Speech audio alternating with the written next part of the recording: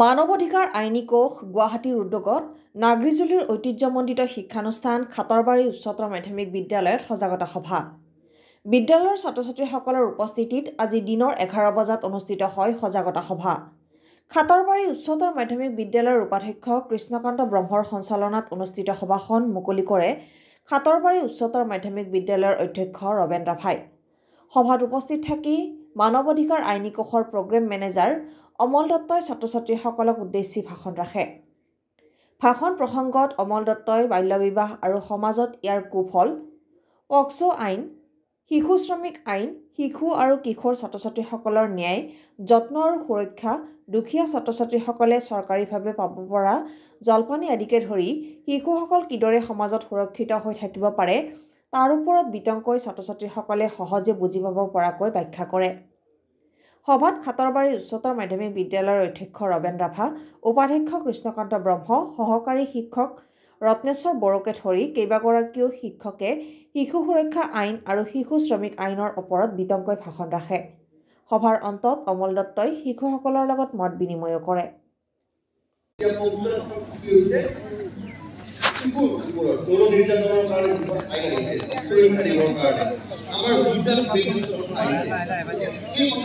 জানিব লাগিব কাৰণ কিয় যদি শৈশৱতে কাৰোবাৰ লগত নিৰ্যাতন হয়, এটা শৈশৱ অৱস্থাত যদি কাৰোবাক কামত নিয়োগ কৰা হয়, শৈশৱত যদি বিয়া পাতি দিয়া হয়, তেতিয়াহ'লে কি হ'ব? তেওঁৰ গোটেই ভৱিষ্যত জীৱনটো কি হ'ব? কোনোবাৰ ভৱিষ্যত জীৱনটো পংগু হৈ যাব পাৰে। মানে কি তেওঁৰ সেই গোটেই ভৱিষ্যতৰ যিবোৰ সপোন আছিল সেইবোৰ আধৰুৱা হৈ যাব পাৰে। আৰু তাৰ কাৰণে আমি কি কৰিব লাগিব? আইনে দিয়া সুবিধাবোৰ আমি ল'ব লাগিব আৰু এইবিলাকক কাৰ্যকৰী কৰিবৰ কাৰণে আমি ছাৰ বাইদেউসকলৰ লগত লগ লাগি আমি আগবাঢ়ি যাব লাগিব। কিবা অসুবিধা হ'লে আমি আমাৰ ছাৰ বাইদেউসকলক, আমাৰ অভিভাৱকক ক'ব লাগিব। কাৰণ আইনেও কৈছে কি যে আমাৰ যদি কিবা অসুবিধা হয় আমি কাক ক'ব লাগিব?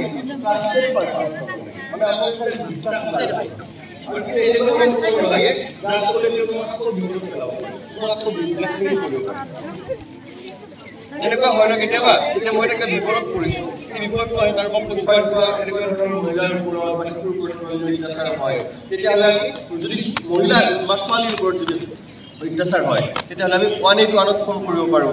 এইটো ওপৰত ফোন কৰিলে কি হয়, ডিপাৰ্টমেণ্টৰ মানুহ আহি আমাক উদ্ধাৰ কৰিব, ৰেস্কিউ কৰিব আৰু সেই বিভাগে কি কৰিব? আমাক সুৰক্ষা দি আগবঢ়াই লৈ যাব।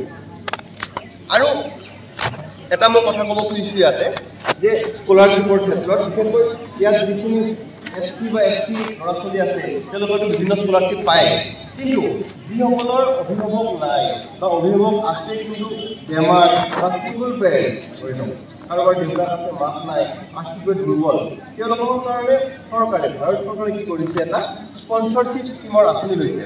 স্পনচৰশ্বিপ স্কীম মিছন বাৎসল্য বুলি এটা স্কীম আছে। তাৰ ভিতৰত 3 বছৰৰ কাৰণে প্ৰতি মাহত 4,000 টকা দিব পায় মিছন বাৎসল্য স্কীমৰ জৰিয়তে। আৰু স্কীমটো স্পনচৰশ্বিপ বুলি কয়, মানে যিবোৰ ল'ৰা ছোৱালীৰ অভিভাৱক নাই কিন্তু তেওঁলোকৰ চৰকাৰী স্কুলত বা বিভিন্ন বিদ্যালয়ত পঢ়ি আছে, শিশু 18 বছৰৰ তলৰ হ'ব লাগিব আৰু তেনেকুৱা ল'ৰা ছোৱালীক প্ৰতি মাহত 4,000কৈ 3 বছৰৰ কাৰণে দিয়ে। কিন্তু এইটো কিছুমান জিলাত প্ৰতি মাহত নিদিয়ে, গোটেই বছৰৰ পইচাটো একেলগে দি দিয়ে। তাৰ কাৰণে অকণমান কি থাকে, ফৰ্ম বা ডকুমেণ্টছৰ প্ৰয়োজন হয়। ডকুমেণ্টছ মানে আজিকালিতো আধাৰ কাৰ্ডটো লাগে, ইনকাম চাৰ্টিফিকেট লাগে, ৰেচন কাৰ্ড যদি থাকে লাগে, এই ধৰণৰ ডকুমেণ্টছখিনি দৰকাৰ হয়। আৰু যদি বিদ্যালয়ৰ প্ৰশাসকে লিখি দিয়ে যে ল'ৰাজন আমাৰ বা ছোৱালীজনী বা ল'ৰাজন আমাৰ বিদ্যালয়ৰ ছাত্ৰ হয় বুলি, এই গোটেইখিনি ডকুমেণ্টৰ বেংক একাউণ্ট এইখিনি অকণমান তেওঁলোকক গাইড কৰিব পাৰে, ছাৰ বাইদেউসকলে অকণমান গাইড কৰিব পাৰে যাতে আমাৰ সেই ল'ৰা ছোৱালীখিনিয়ে আৰ্থিক অৱস্থাৰ কাৰণে, যদিও আমি কওঁ চৰকাৰী বিদ্যালয়তো একো দিবই নালাগে, খৰচ নাই, তথাপিও খৰচ কিছুমান থাকে, হিডেন খৰচ থাকে কিছুমান, যিখিনি খৰচ হয়তো কোনো চৰকাৰেও মানে মিলাব নোৱাৰিব সেইখিনি খৰচ। যেনেকুৱাকৈ বহুত ল'ৰা ছোৱালী ড্ৰপ আউট হয়, অলপ খৰচৰ কাৰণে কেতিয়াবা ড্ৰপ আউট হয়, আৰু সেইটো নোহোৱা কৰিবৰ কাৰণে এই স্পনচৰশ্বিপ স্কীমটো আৰম্ভ কৰিছে। মই দেৰি নকৰোঁ, যদি মই ছাত্ৰ ছাত্ৰীসকলৰ ফালৰ পৰা যদি কিবা সুধিবলগীয়া আছে বা যদি কোনোবা ছাৰ বাইদেৱে যদি কিবা প্ৰশ্ন উত্থাপন কৰে এই সম্পৰ্কত, এই বিষয়ত শিশুৰ অধিকাৰ বা আইন সম্পৰ্কে, তেতিয়া আমি উত্তৰ দিম। কাৰণ ৰোড আৰু বিশেষ এটা অনুষ্ঠান আছে যিহেতু ইয়াতে। আৰু এটা মই কৈ থওঁ, ফ্ৰী লিগেল এইড ছাৰ্ভিচ। শিশু মহিলা জ্যেষ্ঠ নাগৰিক ST আৰু SC বিলংছ কৰা যিসকল জনপ্ৰিয় মানে লোক আছে তেওঁলোক আৰু মহিলা আৰু অসংগঠিত শ্ৰমিকৰ যিবিলাক কৰ্মচাৰী আছে তেওঁলোকৰ কাৰণে জিলা আইন সেৱা প্ৰাধিকাৰী বিনামূলীয়া আইনী সেৱাৰ ব্যৱস্থা আছে তেওঁলোকৰ কাৰণে কোনো ধৰণৰ কেছত এডভোকেটৰ ফিজ নিদিয়াকৈ তেওঁলোকে বিনামূলীয়াকৈ কি কৰিব পাৰে আইনী সেৱা লাভ কৰিব পাৰে কাৰণ আমাৰ মই নিজে যেটো এডভোকেট আমাৰ বহুতো এনেকুৱা এটা সমস্যা হয় যে এডভোকেটে বহুত ফিজ কৈছে ইমান ফিজ মই নোৱাৰো কাম কৰিব কেছটো কৰিব এনেকুৱা হয় বহুতৰ যাৰ কাৰণে আগবাঢ়ি নাযায় আমি এনেকুৱা অভিভাৱক বহুত লগ পাইছোঁ যে ল'ৰা ছোৱালী পঢ়াব লাগে দেউতাকে ক'ৰবাত গুচি গৈছে বেলেগৰ লগত কোনো ধৰণৰ ঘৰৰ লগত সম্পৰ্ক নাই মাকগৰাকীয়ে ষ্ট্ৰাগল কৰি আছে পঢ়াব পৰা নাই শেষত ল'ৰা ছোৱালীও কামত লগাই দিছে তেনেকুৱা হৈছে চ' তেনেকুৱা ক্ষেত্ৰতো তেওঁলোকে আইনী সহায় লৈ পেলাই কি কৰিব পাৰে দেউতাকৰ পৰা মাহত এটা খৰাকী দাবী কৰিব পাৰে তেনেকুৱা ধৰণৰ ব্যৱস্থাও আছে যাতে ল'ৰা ছোৱালীৰ পঢ়াটো ক্ষতি নহয় আমাৰ উদ্দেশ্য কি যিহেতু আমি বিদ্যালয়ত আছোঁ আজি আমাৰ উদ্দেশ্য এইটো হ'ব লাগে যে সমাজৰ প্ৰতিজন ল'ৰা ছোৱালীয়ে কি পাইছে পঢ়াৰ সুবিধা পাইছে আৰু লগতে অন্যান্য যিবিলাক আনুষংগিক সুবিধা খেল ধেমালি হওক বা কাৰোবাৰ যিটো যাৰ যি ৰাপ আছে পাৰফৰ্মিং আৰ্টছৰ পৰা আদি কৰি যাৰ যি ৰাপ আছে সেই সুবিধা পাই তেওঁলোকে দেশ সেৱাৰ কাৰণে আগবাঢ়ি যাব পাৰিছে মই কি কৰিছোঁ মই কিমান বুজাব পাৰিছোঁ মই নাজানো আমি বেছি দীঘলীয়া নকৰোঁ কিবা থাকিলে আপোনাক সুধিব পাৰিম ধন্যবাদ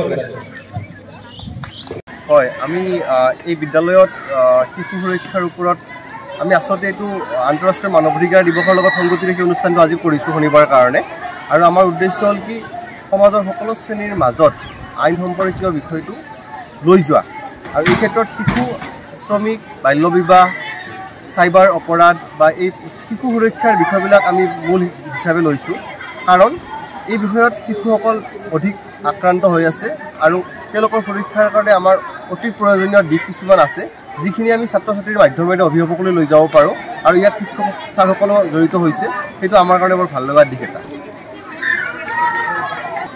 আৰু এই অনুষ্ঠানটোত আমি স্পনচৰশ্বিপৰ ওপৰত ফ্ৰী লিগেল এইডৰ ওপৰত তাৰোপৰি স্কলাৰশ্বিপ বা অন্যান্য যেনেকুৱা ধৰক JJB CWC এইবিলাকত শিশুৱে কেনেকুৱা ধৰণে সুবিধা পায় এই গোটেই বিষয়বিলাক আলোচনা কৰিছোঁ বিস্তৃতভাৱে আৰু ইয়াৰ জৰিয়তে শিশুসকলে তেওঁলোকৰ যিটো গুড টাচ বেড টাচ এই ধৰণৰ যিবিলাক বিষয় আছে বা চৰকাৰে যিটো বাল্য বিবাহ নিষিদ্ধকৰণ news desk report Assam reports live